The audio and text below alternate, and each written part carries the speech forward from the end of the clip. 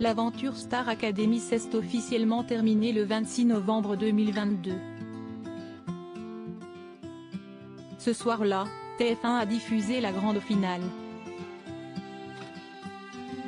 Léa, Louis, Enola et Anisha s'affrontaient à 4 en début d'émission. Et, après l'élimination de leurs deux camarades en cours de programme, la compagne de Boubou et la candidate d'origine malgache se sont disputés la première place. Si est finalement cette dernière qui a été sacrée grande et gagnante. 3 jours après cette belle victoire, elle s'est confiée sur son aventure à Pure People. Que s'est-il passé en coulisses juste après votre victoire? J'étais très émue et surprise. J'avais plein de reconnaissance dans mon cœur et beaucoup de gratitude. Je suis allée vers les musiciens pour les remercier de toute cette aventure. Je le faisais souvent, mais là je savais que c'était la dernière fois. Je suis aussi allée voir toute l'équipe habillage, maquillage, coiffure pour les remercier et leur faire un câlin. J'étais dans un état d'esprit où je voulais remercier tout le monde. Ensuite on m'a sollicité pour faire des photos avec le public. Les internautes ont en majorité pointé du doigt le fait que de nombreux élèves ne soient pas allés vers vous après l'annonce de votre victoire.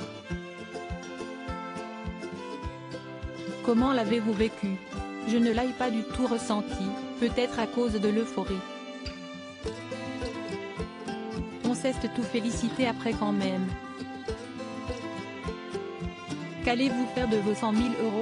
J'avais prévu avant la Star Academy, même si je n'avais pas 100 000 €, d'apporter un peu ma pierre à l'édifice sur l'accès à l'éducation à Madagascar.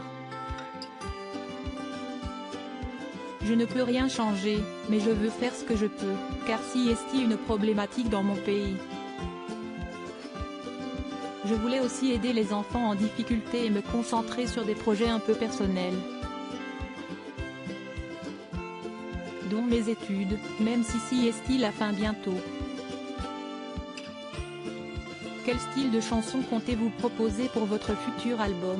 On n'a pas encore parlé avec Sony, mais je vais avoir des rendez-vous cette semaine pour discuter de tout ça.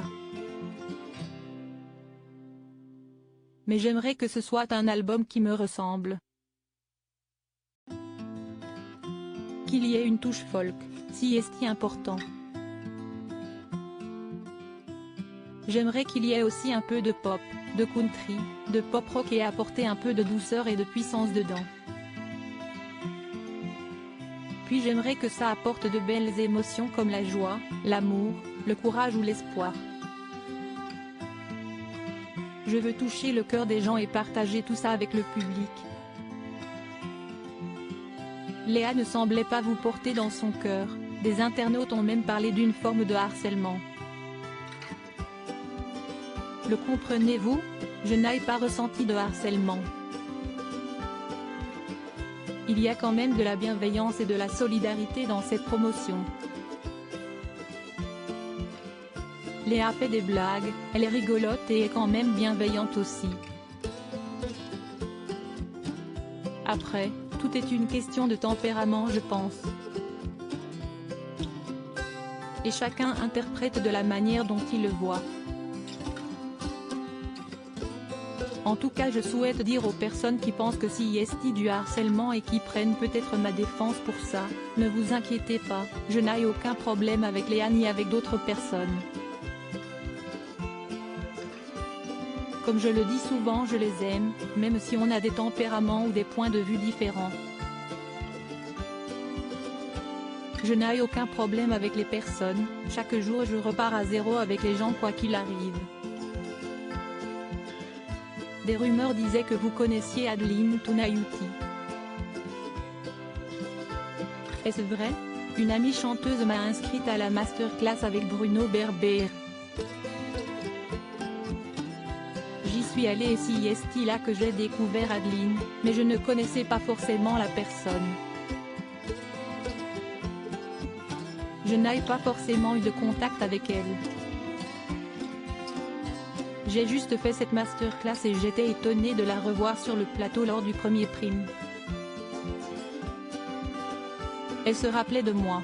Un petit mot pour terminer, je tenais une fois de plus à remercier le public qui m'a soutenu et qui me soutient encore.